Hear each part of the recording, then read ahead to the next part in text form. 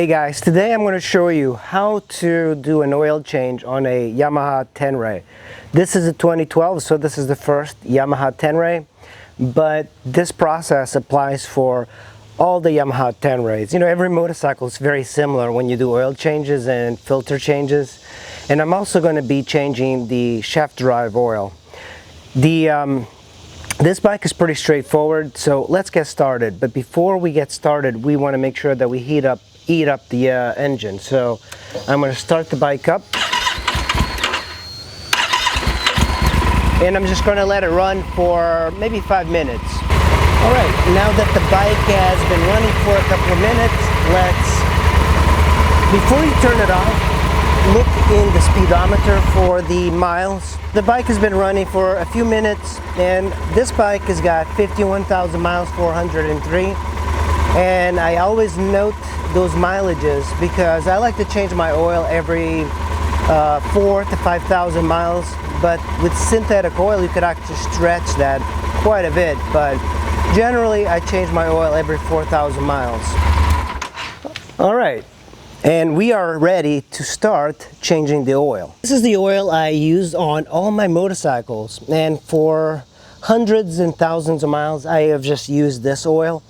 And I've never had any issues, but some people suggest that maybe this is not a good oil, but for me this really works well, and I've had very good luck with it. It's Shell Rotella T5. It's a synthetic 1540, and it's a diesel truck oil, but it works really well, and for $25. And this is the oil filter I will be using. It's a K&N Performance. This bike is equipped with a bash plate, and the bash plates are great. And you can do the oil change without removing the bash plate, but I am going to remove it because I also want to see where there's a leak coming. I think it's coming from a gasket, and it's relatively easy to remove. So you're just going to need to remove these bolts here and some at the bottom, and this will drop out. You of course are going to need a oil drain pan, and this is what I have. It's actually a container from old oil that I cut, and it works actually much better than the ones that you buy in stores because it's flexible. So let's start by removing this, and it's a very easy, it's not on too tight, and I've already dropped the bolt in the washer.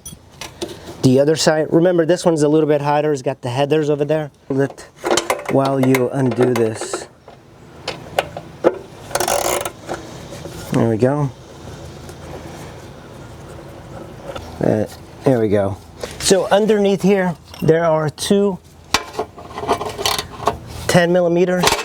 For me, ease of maintenance is also means not getting rid of this stuff.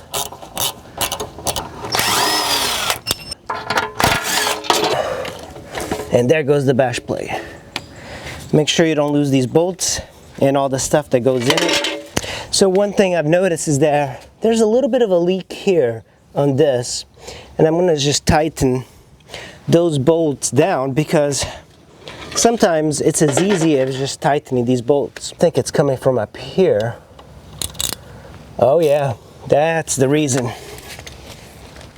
Where the bash plate is mounted uses the bolts from the engine. These two are loose, and I'm just going to tighten them a little bit.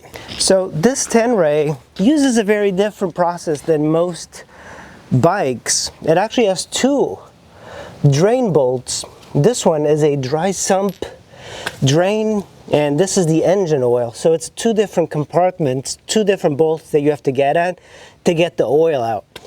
And that's a little over-engineered in my book, but whatever. I think that's how they made a very compact bike, was by doing this. I like to have an extension, and then I use a regular socket. You don't want to use machines when you're especially putting back the drain oil, because you could strip the engine casing, and stripping the engine casing is always a bad idea.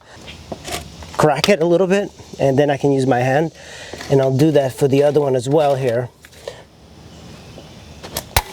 And it was on pretty good.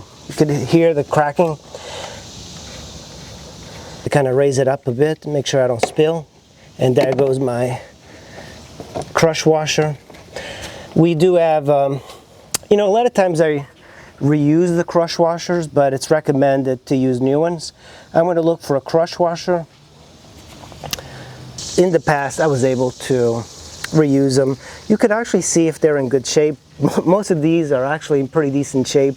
So reusing crush washers all the time is bad, but you can reuse them if they're not damaged. Just kind of look for them. This one's actually in really good shape, and I can definitely reuse it again, so I'm probably just going to reuse it. Yeah, the oil is extremely clean, but since I just bought this bike, I am just going to go ahead and remove the oil and filter.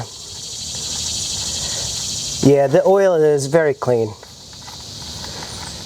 Make sure you know where the which bolt goes where. I think they're the exact same size. Make sure that all the oil kind of disappears.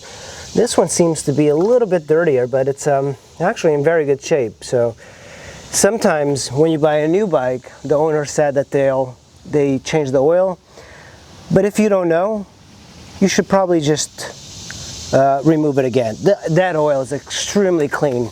It's a very clean oil. You know, that's the beauty of the adventure bikes. Whenever you get these bikes, most likely it was maintained well. Unlike sport bikes or dirt bikes, the type of owners they get adventure bikes are really into maintenance. It's something that they seem to really enjoy doing. And you're always guaranteed to have a good bike if you get an adventure bike.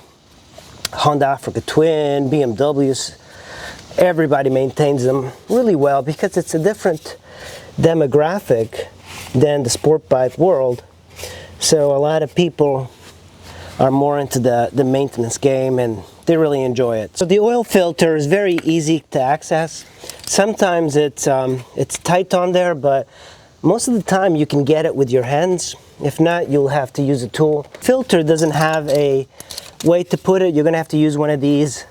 It's like a car-like wrench, oil filter wrench, and then you just undo it. This actually, it wasn't on tight, so whoever had this bike before was really into maintenance.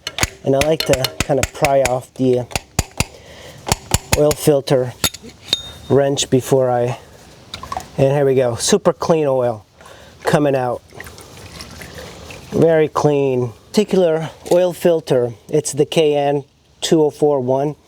You do have this that you can use to tighten it. Dip your finger into the oil, and you're gonna just take some oil and you're gonna put it in this O-ring.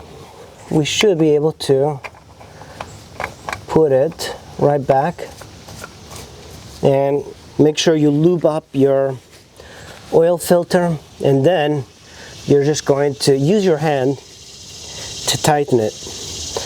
And the key is to tighten it by hand and not use any tools, because what happens is that as you ride, it actually will tighten up because of the heat. Now, this is on the right side, you have this, and this is where you add oil.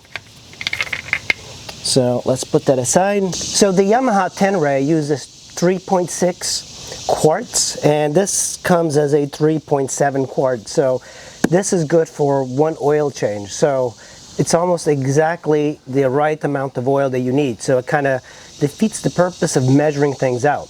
But I usually like to put half, and I go slowly at a time. You do have a sight glass that makes it easier. So let's get started. Don't want to spill, so I try and go really slow.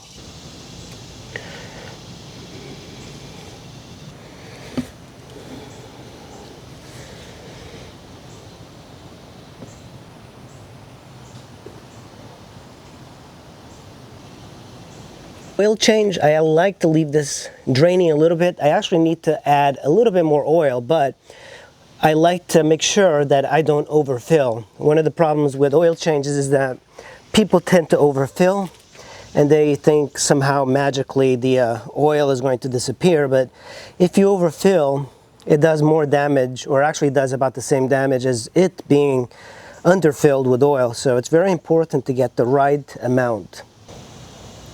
That is your sight glass, very hidden.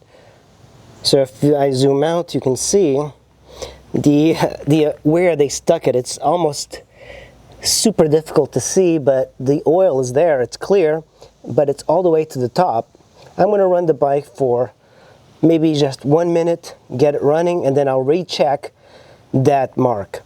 When you first started, you might actually get an engine light on, but that's normal until it circulates the oil.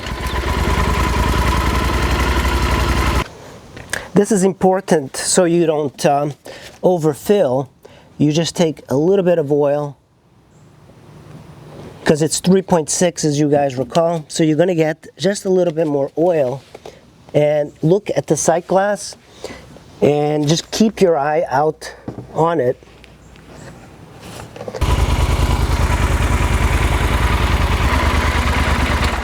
So at this point, it's only a matter of running the bike, letting it sit for 5 minutes, and then rechecking the oil. And look at the sight glass. There's a upper and a lower. You want to be in the middle. So that is how you change the oil in a 2012 Yamaha Tenere. Very simple, very easy. The only difficult part is removing the bash plate, but as you can see, it's very simple. It's like 6 bolts and it drops down. But you don't have to remove the bash plate. So if you're out riding, you'll just and you need to do a quick oil change for whatever reason, you are just going to get the bottom part of it kind of dirty, which is fine. And but I recommend removing the bash plate. It's a much better idea. It's cleaner. It's not going to be burning on your exhaust or your pipes or your motor. So it's a much better system. The one thing I noticed is that the oil sight glass is a little bit difficult to see on this bike because the motor is so large. But you need to make sure you put 3.6 gallons 3.6 quarts of oil in there, and then run the bike for 5 minutes or so, turn it off, and when you turn it off, you'll see that the sight glass is empty, but it takes a while for the oil to go back down to get a proper oil reading. So that's how you change the oil on a Yamaha Tenere. I hope you liked the video, and I'll see you in the next video. Thanks for watching.